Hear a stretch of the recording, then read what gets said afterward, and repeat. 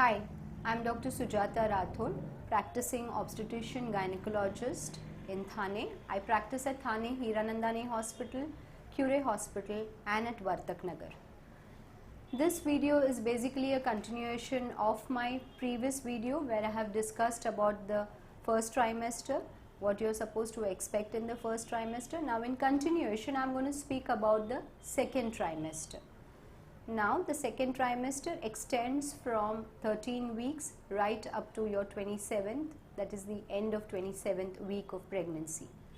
The first trimester has ended, your NT scan has been done, your dual marker has been done, you have got your reports evaluated from your doctor and everything seems to be normal. This second trimester generally is a relaxed trimester. Your first trimester nausea, vomiting has now completely subsided, or in some women it has reduced to a certain extent. This is a relatively easy. Stress is a little less in this trimester because you are aware that your pregnancy is normal, because your nausea has reduced and you are absolutely fine. Now in the second trimester, what is the one most important test which you are supposed to do? And that is the ultrasound for structural abnormalities. That is the anomaly scan.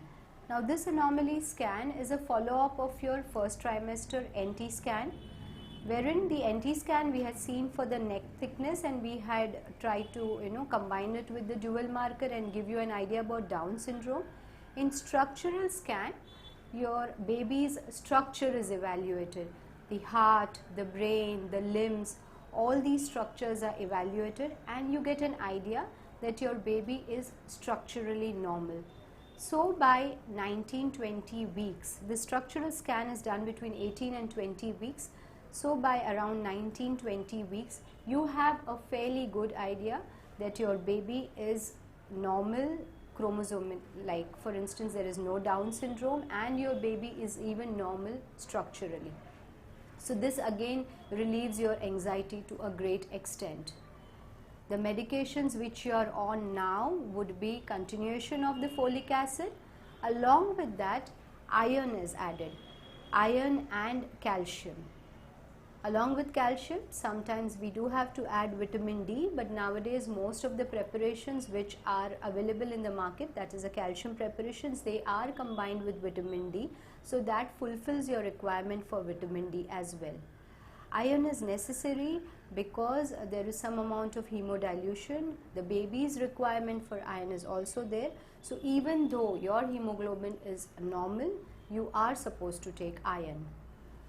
But when you are taking iron, you have to be aware that iron and calcium should not be taken together. So you will have to, this will be explained to you by your doctor that iron can be taken at a different time than from calcium. Do not try to combine both these medications.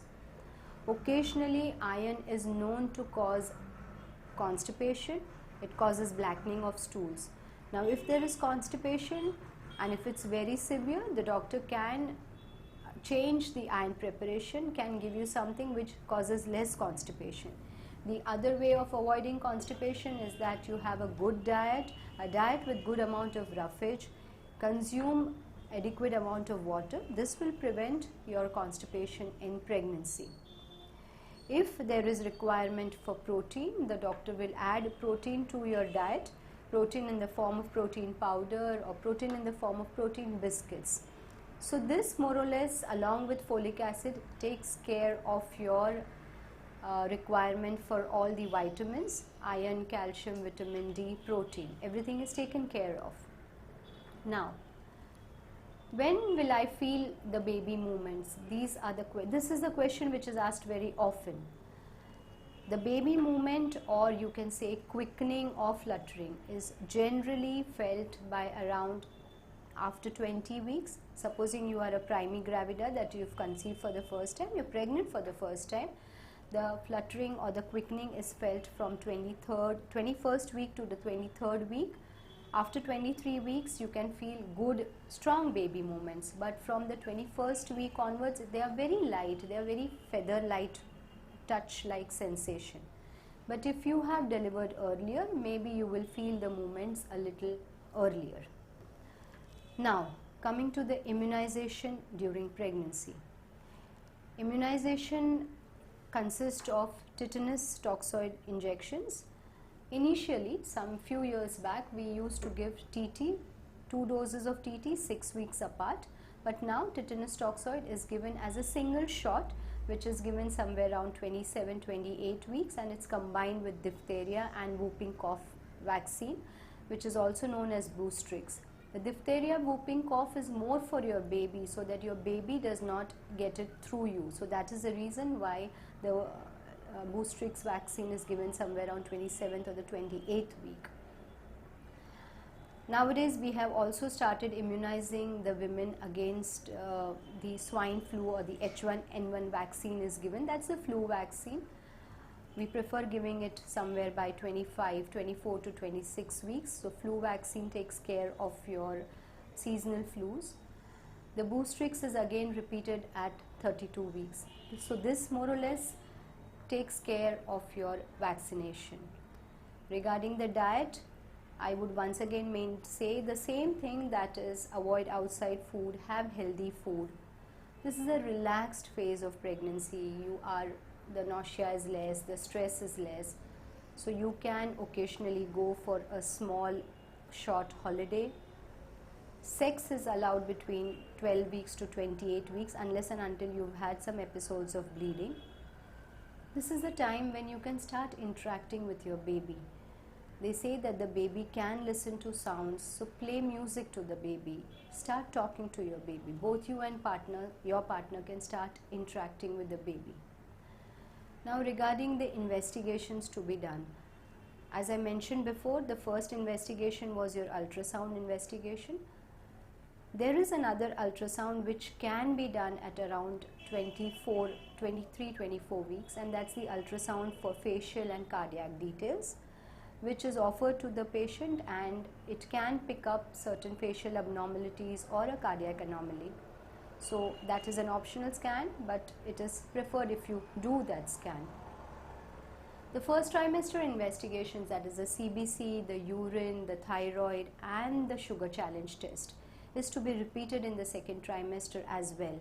Even though your first trimester investigations were within normal limits, it is to be done in the second trimester because there is certain amount of hemodilution. The baby's requirement of iron is more. So sometimes the hemoglobin is known to drop.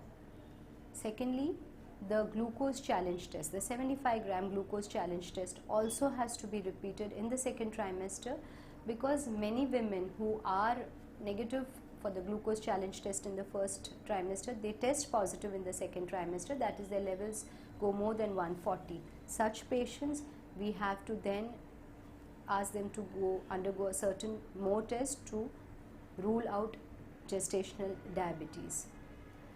Regarding the number of visits you are supposed to do in the second trimester, ideally you are supposed to visit your obstetrician every monthly, but if there are instances where there has been an episode of bleeding or severe pain, then you may, or your blood pressure has shot up, then you may be asked to visit your gynecologist earlier than 1 month.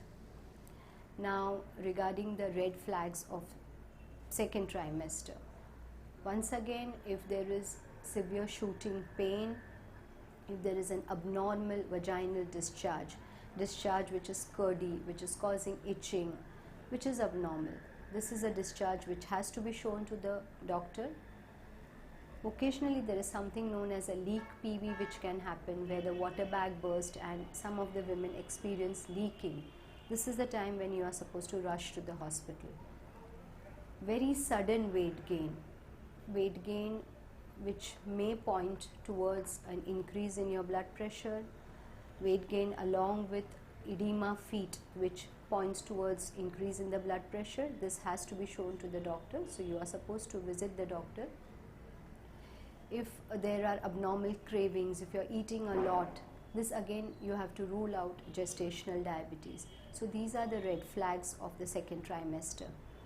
Second trimester, take it relatively easy, but yes, you can enjoy your second trimester because there are certain new signs which have come up, the fluttering, the baby movements, the interaction which you are going to carry out with your baby. So this is a very nice phase, because now the nausea has reduced, you've started eating more, you've started enjoying this pregnancy.